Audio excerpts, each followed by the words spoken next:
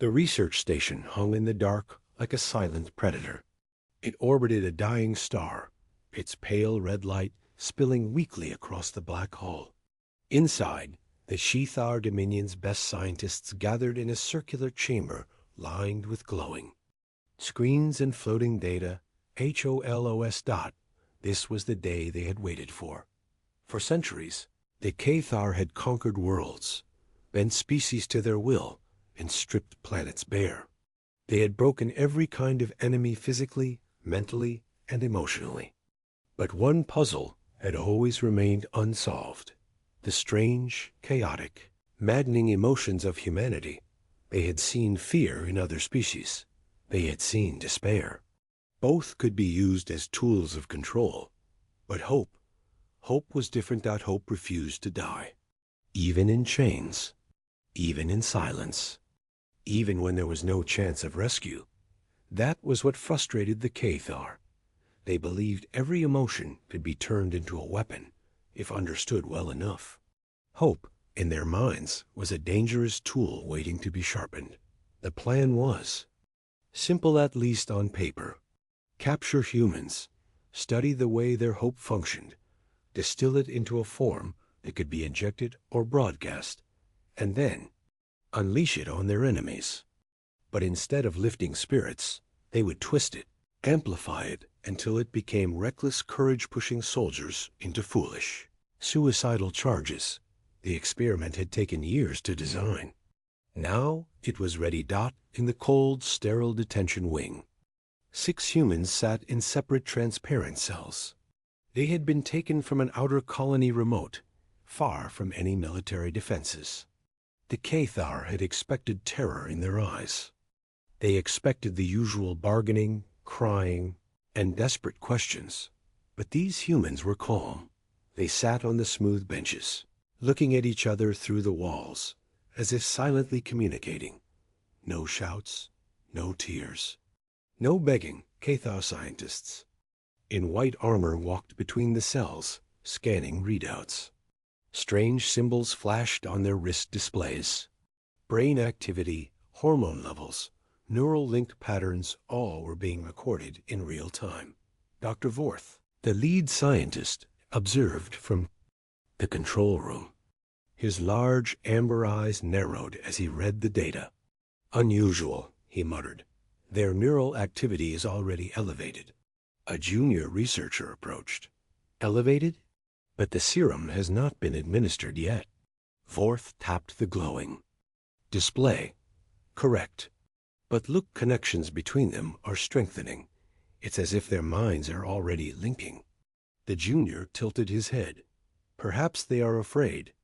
Vorth gave a slow shake of his head. "No, fear is chaotic.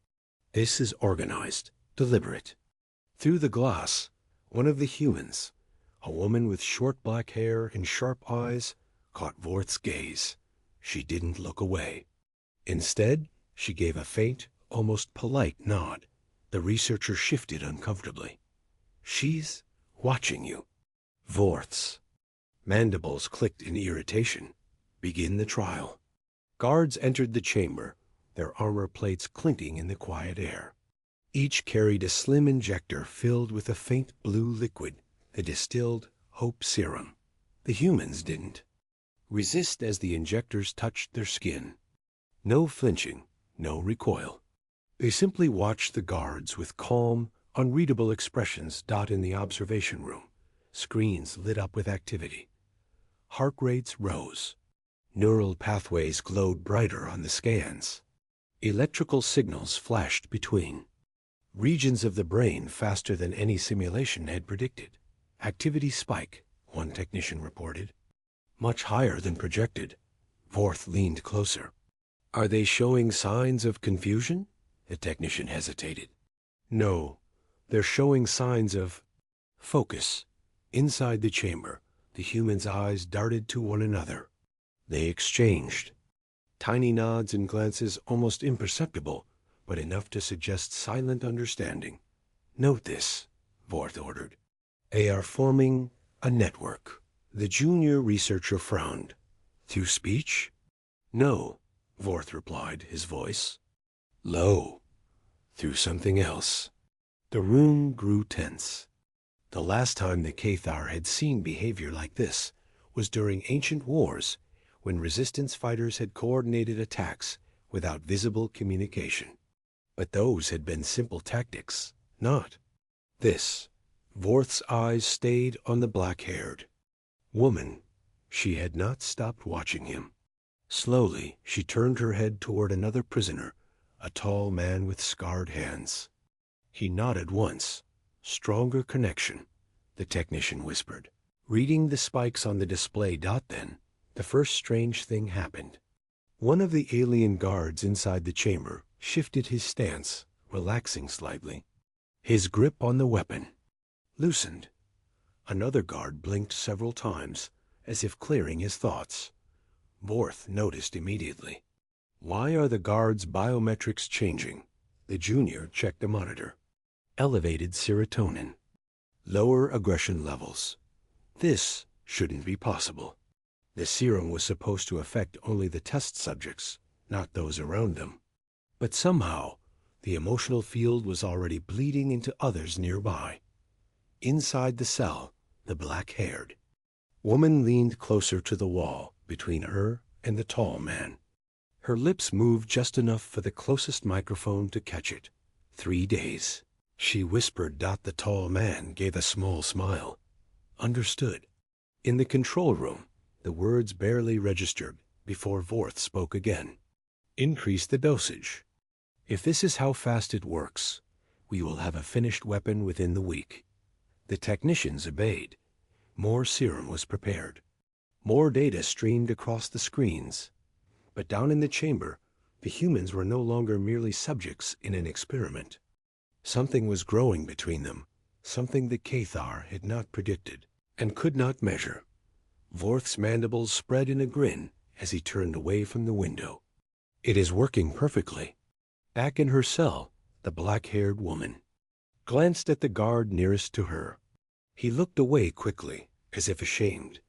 Then she leaned back, eyes half-lidded, and whispered to the woman in the cell beside her. They have no idea what they've started. The Galactic Council thought they could ignore the rumors. For centuries, the name Earth had been nothing more than a ghost story told by old traders who claimed to have seen human ships in deep space. But in the last few months, those whispers had changed. Reports came in from 3 different sectors. Pirates claimed their fleets had been hunted. Entire raiding groups gone. A mining convoy from the Zelkar Union swore they saw a massive black warship drift silently past their station, then vanish into nothing. Even the military patrols of the proud Velith Empire admitted they had lost several battleships destroyed before they could even fire a shot. The official reports all said the same thing. Unknown vessel. No registration, no transponder. Unofficially, they all called it the same name. The ghost from Sol. In the dim corridors of the Council's intelligence branch, alien analysts compared sensor logs. They all noticed the same strange detail. These unknown ships always struck with overwhelming precision, as if they knew the enemy's every weakness. That was impossible. Only humans had fought like that. One Zenari officer, his silver skin glinting under the lights, slammed his claws on the table during a briefing. This is nonsense. Humanity is dead. Their world burned. Their colonies wiped out. They cannot be. A deep, slow voice interrupted him from the corner of the room. You sound certain. It belonged to Admiral Krellin of the Thalkor fleet, a veteran of the last war against Earth over 3,000 years ago. His eyes were dark, his face unreadable. I fought them, he said, and I tell you, if even one warship survived, they will never stop. The room went silent. Far from the Council's marble halls. On the edge of uncharted space, a lone cargo hauler drifted through a black nebula. Its captain, a grizzled Varn trader, sat at his console half asleep when the proximity alarm screamed. He looked up, and there it was, a warship. Black as the void, its hull scarred with ancient battle marks. No lights, no markings, no sound, just watching. Then, without warning, it moved, vanishing into hyperspace, so fast the sensors barely tracked it. The Varn captain leaned back, his heart's pounding. He sent a single message to every contact he had. The humans are back. In the council's great chamber, diplomats argued over whether to send an investigation fleet. Some said it was just pirate tricks. Others feared that if the rumors were true, they should strike before humanity revealed itself. But there were a few, very few, who remembered what happened the last time someone tried to strike first, and they knew the galaxy might already be too late. The next morning, the Galactic Council was a furnace of rumors. The mysterious broadcast was all anyone talked about.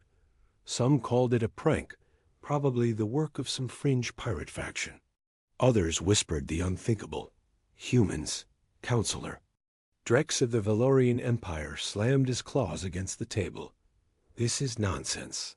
Humanity was destroyed in the Great Burn. I have read every archived battle report. A representative from the Qatari Confederacy leaned forward, voice low, then explained the fleet signatures. 800 vessels moving in formation. Using translite drives the galaxy abandoned 1,000 years ago. Yet there, faster. The room fell into uneasy silence.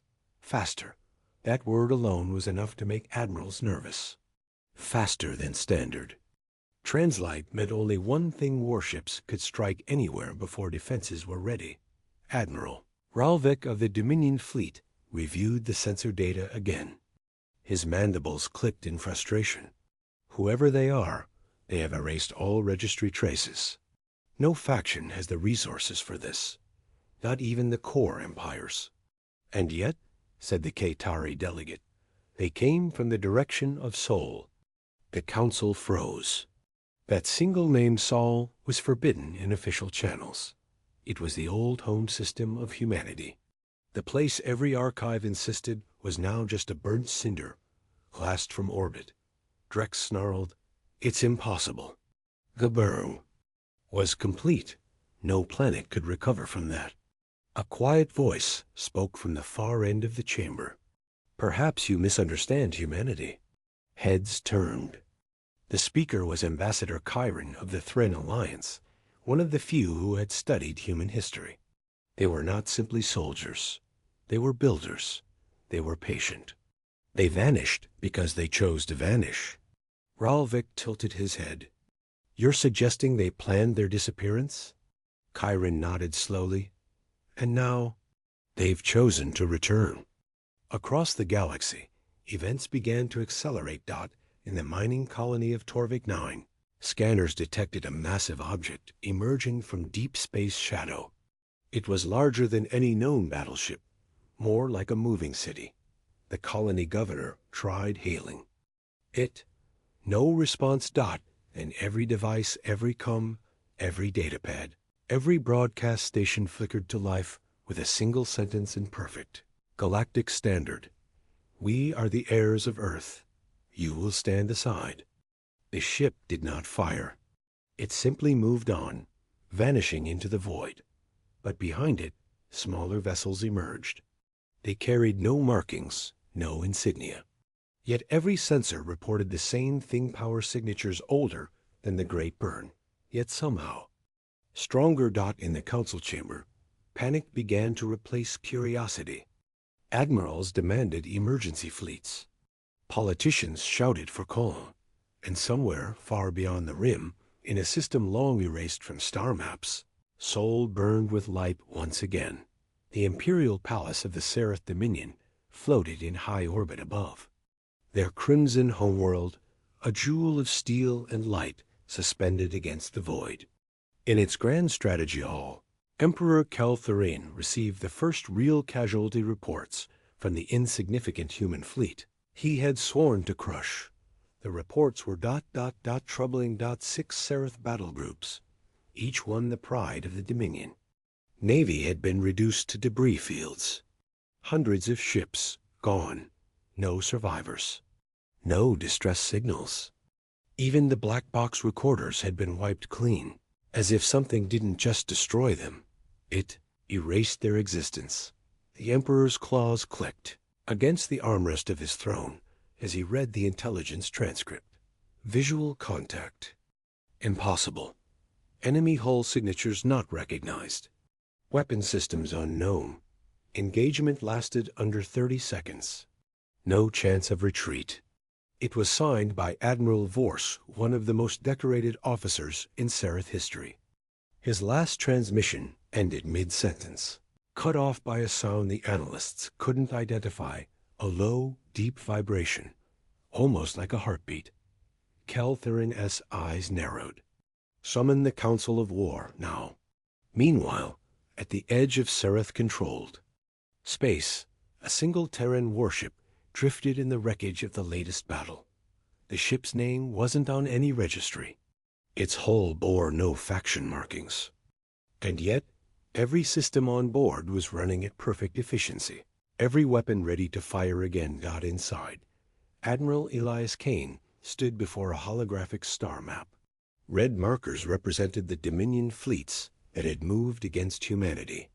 Slowly, they were disappearing, one after another, replaced by expanding fields of gray.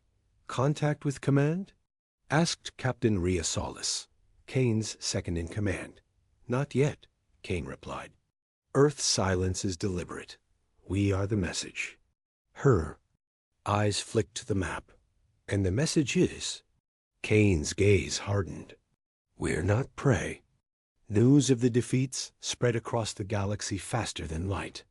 On neutral trade stations, whispers turned into rumors, rumors into fear. Entire planetary governors began asking a forbidden question. Could the humans win? For centuries, humanity had been treated as a dying race, dangerous but doomed, locked in the shadow of greater powers. The Dominion's attack was meant to be the final nail in the coffin. Instead, the coffin was now on fire, and whatever was inside had claws. The next Serath counterattack came with overwhelming force. 12 fleets, thousands of warships converging on the Perseus Gate, a critical jump corridor that connected the Dominion's core to its frontier. The Terrans were waiting. Not just one ship this. Time. 7. They emerged from the black like ghosts, their hull plating drinking in starlight. No energy signatures visible until their weapons opened fire. In the first minute, the Dominion lost 3 carriers. In the second, their forward line collapsed. By the third minute, the battle was already over. The Serath commander tried to retreat, but the Terran ships didn't allow it.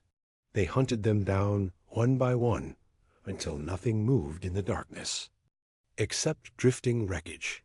Back in the palace, Emperor Keltherin stared at the latest tactical feed. For the first time in his reign, he felt something cold in his chest. They're not fighting like prey, whispered General Viharis, his most trusted advisor. They're fighting like a species that has done this before, many times before. Keltherin said nothing, because deep down, he knew the truth. The humans were not becoming dangerous. They had always been dangerous, and now they had stopped hiding it. The Imperial Fleet Commander, Grand Admiral Threx, had been in service for 200 years. He had seen worlds burned, rebellions crushed, and pirate armadas broken. But nothing looked like what he was facing now. The human warship loomed. On the main view screen, its dark metal hull absorbing starlight, its sheer size dwarfing the Imperial dreadnoughts. There were no visible markings, no registry codes, no hint of allegiance, just a single, glowing crimson eye at its bow that stared at them like a predator studying prey. Threx had expected the humans to send ships of similar class to the Empires. Vessels. This was something else entirely. He turned to his second-in-command. Signal the fleet. Full battle line. We strike first. The younger officer's voice trembled. Admiral. With respect, the scans. They say that's not just A warship. He hesitated, as if afraid of the words. It's a fortress.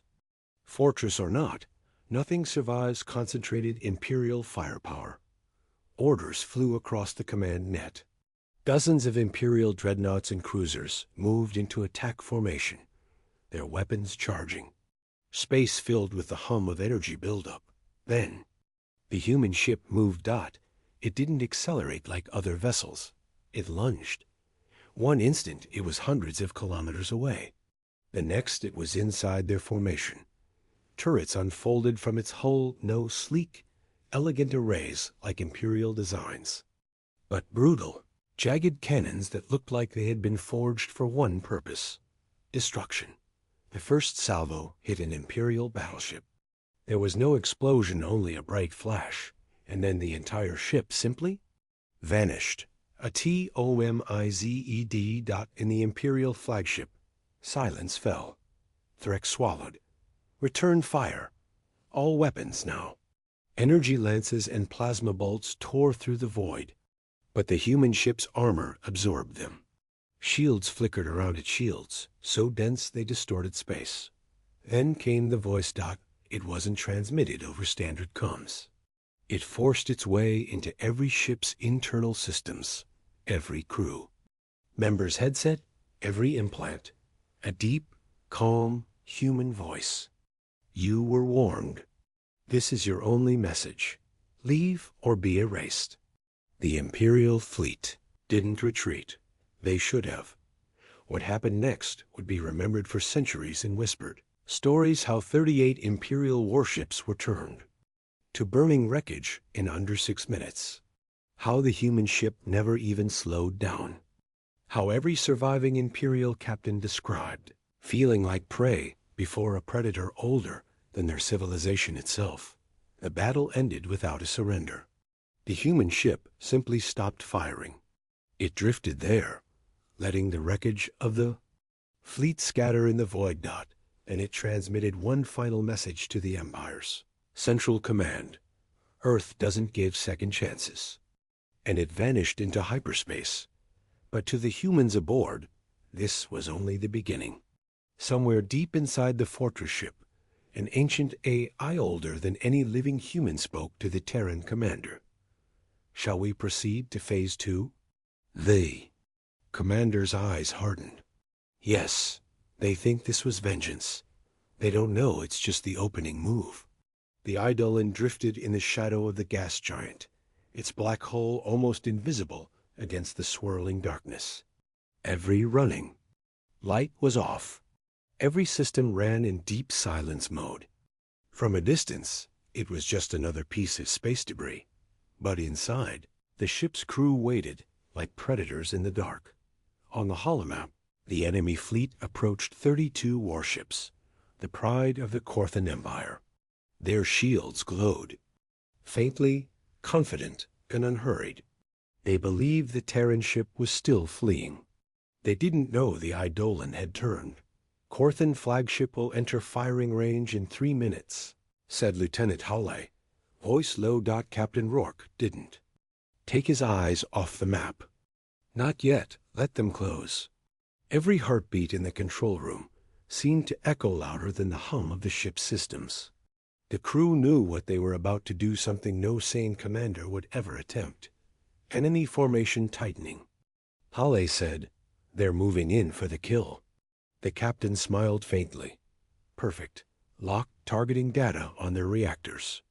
At the weapons console, Chief Gunnery Officer Viga's fingers danced across the controls. Targets locked. All primary guns ready. The Korthans were so close now that their weapons could tear the Eidolon apart in seconds. They had no reason to fear. After all, no Terran warship had been seen in 1,000 years, much less one that could match a whole fleet.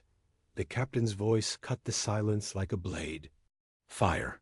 The Eidolon roared to life. Dozens of rail cannons spat hypervelocity. Slugs, invisible in the void, but devastating upon impact. The shots punched through the lead Korthan cruisers before they could even raise their shields to full power. Reactor cores went critical. detonating in blue-white flashes that lit the darkness. 3 enemy ships destroyed in the first volley. Vega shouted, but the captain wasn't done. Launch the decoys.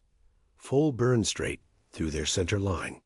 The Eidolon's engines ignited, hurling the ship forward. Around it, dozens of drones launched into the enemy formation, each projecting false sensor signatures. To the Korthans, it looked like an entire Terran battle group had just appeared from nowhere. The enemy panicked. Their formation broke. Multiple. Ships firing on the decoys, Halle reported. They're losing target lock on us. That was when the Eidolon cut through their center like a blade, unleashing a second wave of fire. 2 more cruisers went up in flames. The Korthan flagship reeled under the impact, its shields collapsing. Flagship's reactor is unstable. Vega yelled. Finish it, the captain said. 1 rail slug, perfectly aimed, tore into the flagship's core. The explosion ripped through the enemy's command structure, leaving their fleet leaderless. Silence fell in the control room, except for the soft ping of enemy ships breaking off and fleeing. Halle looked up from his console. Sir, we just destroyed the Korthan Empire's Pride fleet. Captain Rourke finally allowed himself a slow breath. No, he said, staring at the wreckage on the map. We just sent them a message. Because somewhere out there, the Korthans still had more fleets. And now they knew humanity was back.